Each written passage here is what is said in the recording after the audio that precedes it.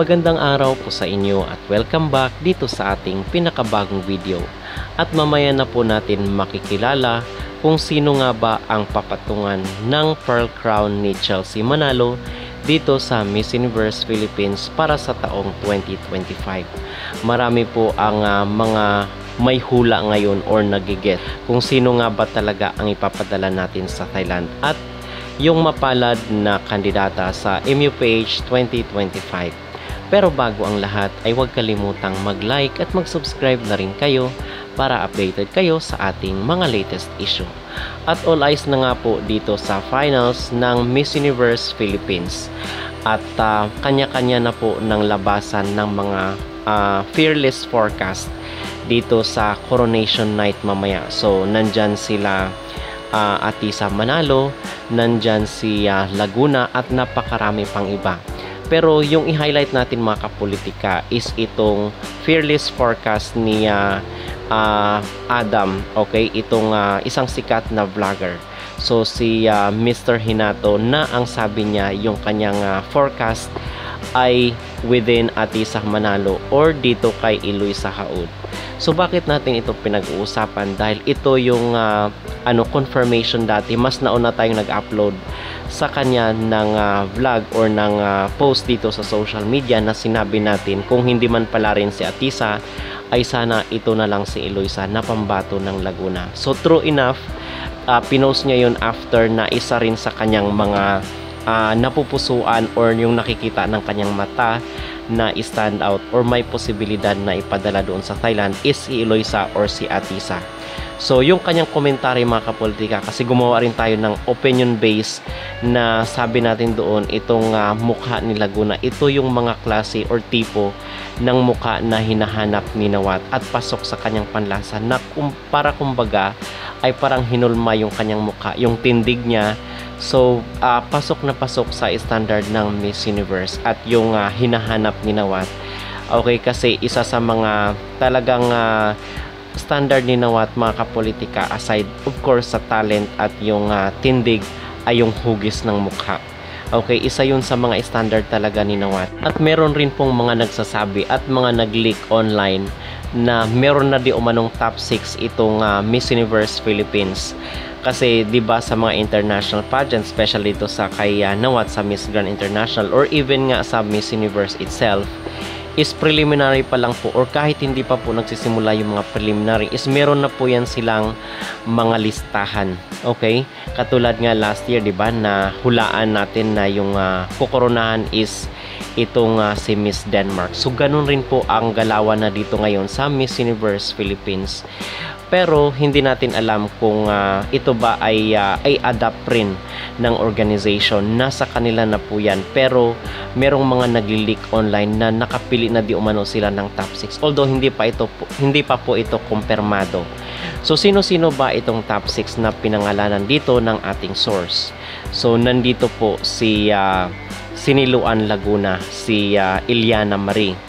Pasok rin po si Quezon Province, si Atisa, si Muntinlupa, kasi hindi pwedeng mawala sa eksena itong si Muntinlupa kasi aside sa magaling siya is malakas rin po siya sa social media. At the same time si Taguig, si Laguna at si Bohol. So pasok mga kapolitika yung mga hot picks natin, si Bohol. Although hindi natin siya nakita na nagpasabog doon sa preliminary, ay baka this time around is manggulat siya sa finals night.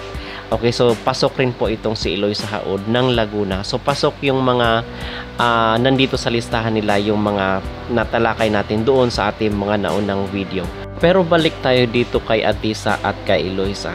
So kay Atisa naman is kung ma-maintain lang daw ni Atisa itong kanyang glow, yung kanyang shine doon sa preliminary until dito sa finals, ay baka siya talaga ang kukurnahan mga kapolitika. Talagang yung gown niya lang kinakailangan na pasabog mamaya para magulat ang mga judges.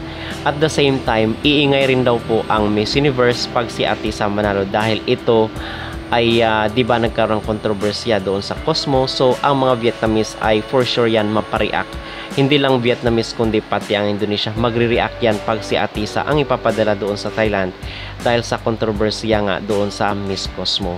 So lalong ingay, which is ito nga yung gusto ni Nawat na laging pinag-uusapan yung mga business niya. So kung si Hiloy sa Haod naman, nakikita ko sa kanya yung aura ni Paulina Vega, yung Miss Colombia na ipinadala before kay Pia Wurtzbach. At aside dito sa Miss Colombia na si Paulina Vega, ay nakita ko rin po sa aura ni Eloisa itong si Ariela Arida. Okay? So, abangan na lang po natin mamaya kasi nasa kamay pa rin po ng mga judges at ng MUPH organization kung sino ba talaga ang karapat-dapat. Kasi ang sabi ni Ariela nga doon sa interview, kasi nga isa na siya sa mga magde-decide dito sa MUPH organization, ay dapat na crown talaga yung minimithi ngayon or ginugol ng organization. So it means to say na dapat yung ipapadala doon sa Thailand is hindi potyo-potyo, kinakailangan na high caliber at hindi natin sayangin yung opportunity na dapat yung ipadala natin ay talagang yung mapapawaw si Nawat, kasi yun ang gusto nila na kandidata na ipapadala ng Pilipinas, kasi yung communication skills pwede namang mahasa yan. At the same time, yung kailangan yung makeup, yung gown ay dapat na mapapabilib natin yung mga organization ng Miss Universe, at the same time yung audience sa Thailand. At kailangan rin na mapantayan or malagpasan pa yung legacy na iniwan ni CJ Opiasa, kasi alam naman natin na pag Pilipinas, tumatatak na po yan sa mga audience dyan sa Thailand, na pag Pilipinas ay hindi basta-basta yung ipinapadala natin. So kinakailangan na ma-meet yung expectations ng mga audience doon, kasi malaki po ang impluwensya mga kapolitika pag paborito ng audience yung kandidata na ipinapadala dito sa mga pageant ni Nawat at ni Anja Karatatip. Okay? So yun lang po ang ating commentary at ating personal na opinion dito. So abangan po natin mamaya. Ako rin po ay nakatutok kung sino ba talaga yung kukoronahan ni Chelsea Manalo na kandidata ng MUPH 2025. Sa tingin nyo, sino kaya ang deserve? Sino kaya ang ipapadala doon sa Thailand? At sino kaya ang magpapawaw at pasok sa standard ni Nawat? Comment down below at huwag kalimutang mag-like at mag-subscribe na rin kayo para updated kayo sa ating mga latest issue.